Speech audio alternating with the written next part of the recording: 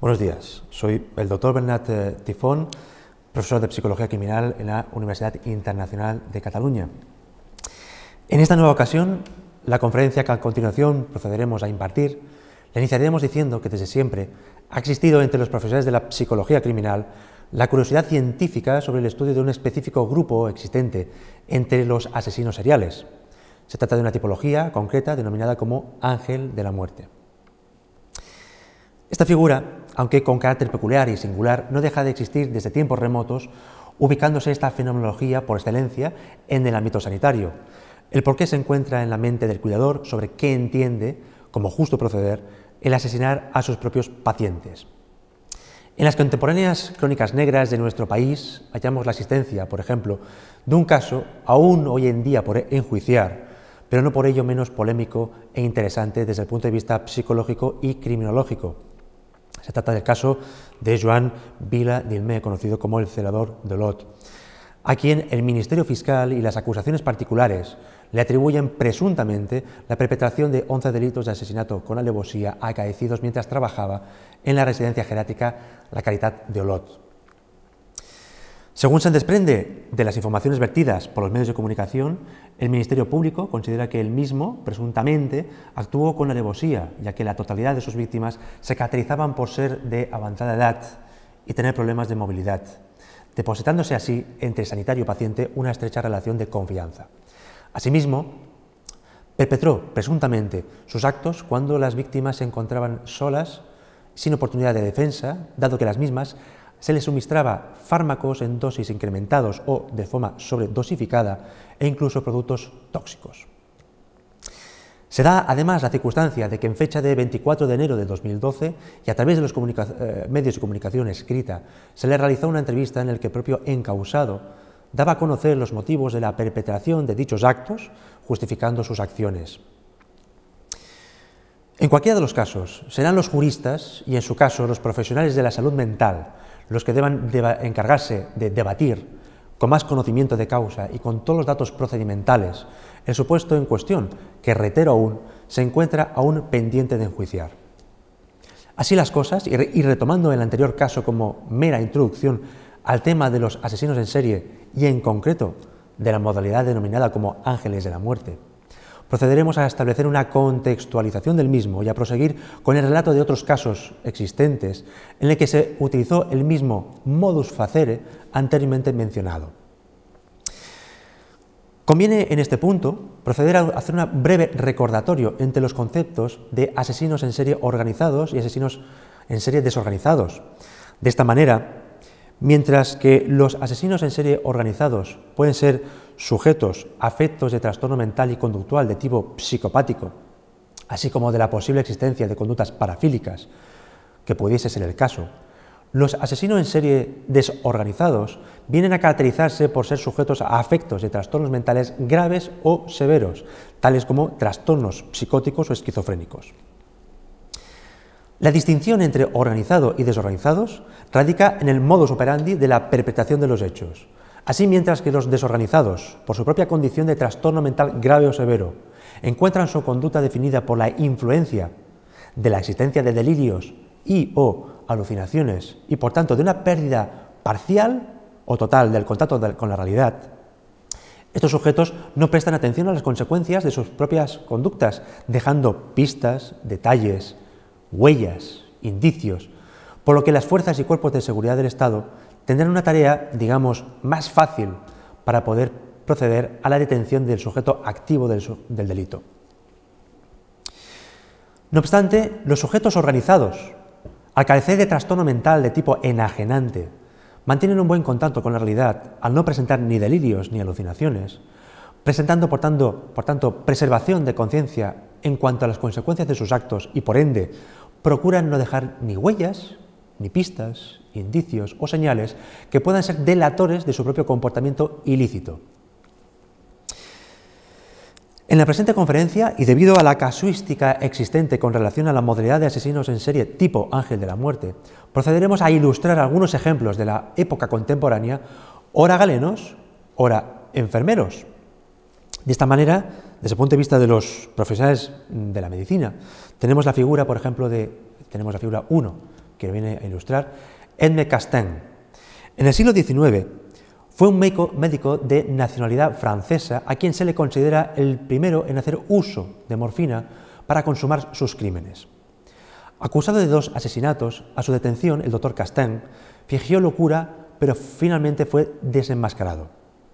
Después de una apelación fracasada y un fallido intento de suicidio, un amigo le introdujo en el centro penitenciario veneno escondido dentro de un reloj.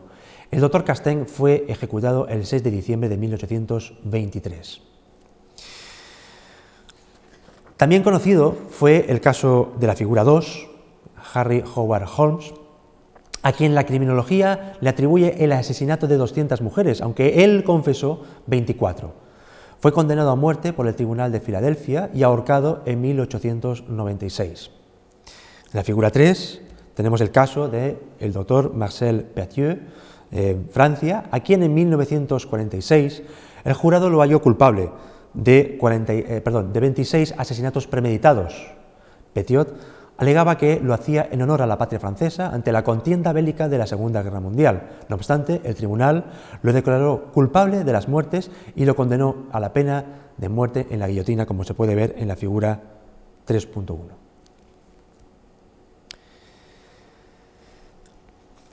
Posiblemente, de todos los casos existentes, el caso de Harold Fred Shipman, de la figura 4, es posiblemente el más tristemente espectacular. En el año 2000 fue condenado a 15 cadenas perpetuas por el asesinato de 15 de sus pacientes, inyectándole dosis letales de morfina. Posteriormente a la celebración del juicio contra Shipman, la policía siguió investigando hasta cerrarse la misma con una cifra probable de 218 muertes perpetrados por el ya entonces conocido como el Doctor Muerte a lo largo de 27 años de profesión. Según un informe oficial del gobierno británico, señaló que en 2002 un mínimo de 215 víctimas, de las cuales 171 eran mujeres y 44 eran hombres de una edad comprendida de los 41 a los 93 años. Shipman nunca reconoció sus crímenes. A los profesionales de la salud mental que examinaron y valoraron al médico no les llegó a hablar de sus propios crímenes porque no se consideraba a sí mismo culpable. En lo que se refiere a la modalidad de enfermeros, podemos ilustrar los siguientes casos. Tenemos en la figura 5 el caso de Donald Harvey, enfermero del hospital de Cincinnati en Estados Unidos. Asegura haber asesinado hasta 87 pacientes, de los cuales, no obstante, los datos oficiales apuntan entre 37 y 57. Según sus declaraciones, afirmaba que empezaba matando para aliviar el dolor de sus pacientes. Aunque el cianuro y el arsénico fueron sus métodos favoritos para provocar la muerte de sus pacientes, también hizo uso de la insulina, la asfixia, la morfina, la administración de componentes contaminados de hepatitis B o también de virus del VIH, entre otros. Actualmente se encuentra cumpliendo 3 cadenas perpetuas por sus crímenes. En la figura 6 podemos ver el caso de Edmund Charles Cullen, que es posiblemente el más prolífico de entre los auxiliares sanitarios. Aunque él mismo refiere recordar el asesinato de 40 pacientes a lo largo de 16 años de ejercicio profesional en los hospitales de Nueva Jersey y Pensilvania, los expertos analistas del caso consideran la firme sospecha de que pudo alcanzar aproximadamente una cifra de 400 víctimas. Cullen administraba insulina o digoxina a sus víctimas y afirmaba no poder soportar el presenciar los intentos de salvar la vida de los pacientes, por lo que decidía administrar sobredosis a los pacientes para evitar más sufrimientos. Actualmente se encuentra en pena privativa de libertad en un centro penitenciario con 6 cadenas perpetuas de cumplimiento. Existe un caso del cuyo no podemos ofrecer imagen y por cuyo nombre no puede trascender, que es el caso denominado como enfermero de la muerte, que fue un caso sucedido en Lucerna, en Suiza. Este sujeto se encuentra cumpliendo prisión desde el año 2001 por la muerte de 23 mujeres y 4 hombres de una edad comprendida de entre los 66 y 95 años. Dichas víctimas sufrían demencia senil. La mayoría de las víctimas, en su caso ancianas, vivían en casas de reposo y el perpetrador las mataba con masivas dosis de fármacos o las sofocaba con bolsas de plástico y almohadones. Según el condenado, realizaba sus actos de piedad de cara hacia sus víctimas y los profesionales de la salud mental no le apreciaron alteración psíquica alguna. En la figura 7, el caso de Christine Malèvre, francesa, enfermera francesa de 33 años de edad, fue condenada a 10 años de cárcel en enero del 2003 por matar a 7 de sus pacientes en un hospital de las afueras de París. Malèvre refirió que actuó por compasión. Tenemos finalmente otro caso, que es el caso de la figura 8, que es Orville Lynn Majors, que oscilaba un conjunto de víctimas de entre una edad comprendida de los 58 hasta los 89 años de edad. Fue un enfermero de 43 años, condenado a 360 años de cárcel en 1999 por 6 asesinatos cometidos entre 1993 y 1995. Los actos ilícitos los perpetró en el Vermilion Country Hospital de Clinton, Indiana, Estados Unidos, y se cree que perpetró hasta 130 ilícitos. Dicho todo esto, partiendo desde la más respetuosa base del inmenso respeto que profeso hacia el colectivo sanitario, al cual yo mismo también pertenezco, así como la brillante labor sociosanitaria que se ejerce por el colectivo, el singular y peculiar modus operandi en la perpetración de esta modalidad de delitos contra la vida humana independiente se enmarca y se ubica en el medio sanitario, sean médicos, enfermeras o auxiliares sanitarios. La razón es sencilla, dado que ha de contextualizarse en un ámbito en que se dispone con facilidad de víctimas propiciatorias por parte de quien perpetra este tipo de acto delitógeno. Una vez descubierta la ilicitud del acto antinormativo por parte de quien lo perpetra, cuestión esta que acontece antes o después, los autores suelen alegar que, debido al estado psicofísico que padecía el paciente, provocaban el fallecimiento del mismo por pena. En términos generales, este mismo proceso de autojustificación y o autoatribución del comportamiento ejercido viene a sugerir que sus capacidades cognitivas y capacidades volitivas se mantienen intactas y, por tanto, el sujeto es autor del delito, se encuentra plenamente en contacto con la realidad y, por ende, plenamente consciente de sus actos, lo que le sitúa en una especie de posición de ejecutor compasivo de la, supuesta o no, lamentable situación del paciente, también llamado como asesino por compasión. Cabe decir asimismo que no se haya suficientemente clarificado en la literatura científica si las tendencias criminales de estos sujetos surgen antes o después de realizar los estudios universitarios que le encaminan al ejercicio de las profesiones sanitarias. La casuística existente sugiere la existencia de dos tipologías de asesinos en el campo sanitario. Disponemos de un primer grupo, constituido por asesinos vocacionales, si me permite la expresión, y entre comillas, las cuales presentan motivación por la medicina y que presentan un maligno, nocivo y desvirtuado interés patológico con respecto al sentimiento de poder sobre la vida y la muerte y perpetran sus crímenes con los enfermos.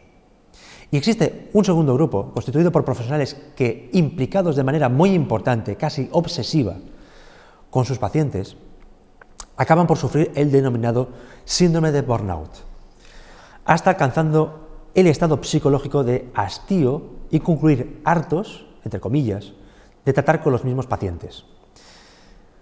Este estado psicológico puede producir un agotamiento psicoemocional y el desarrollar un cierto pensamiento cínico con relación al estado de sus pacientes. Esta tipología suele ser frecuente entre profesionales sanitarios auxiliares que trabajan con pacientes en estado terminal, pacientes en situación de curas paliativas, ancianos en proceso de avanzado estado de vegetación demencial, demencia de Alzheimer, por ejemplo, o servicios de urgencias. Muchos de los casos que hemos ido relatando a lo largo de esta conferencia, y si las fuentes son fiables, salvaguardando la posible falta de más datos existentes, vienen a sugerir y a orientar la situación de estos sujetos activos del delito ya condenados, algunos a una o varias cadenas perpetuas y otros se les ha aplicado la pena capital o pena de muerte. No se apreciaron por los tribunales juzgadores circunstancias modificativas de la responsabilidad criminal. Ello significa que no se les apreció trastorno mental alguno y, por ende, se les consideró plenamente responsables de sus actos, con conservación de sus capacidades intelectivas y volitivas y, por ende, plenamente imputables. Hasta aquí la conferencia de hoy. Muchas gracias por su atención y buenos días.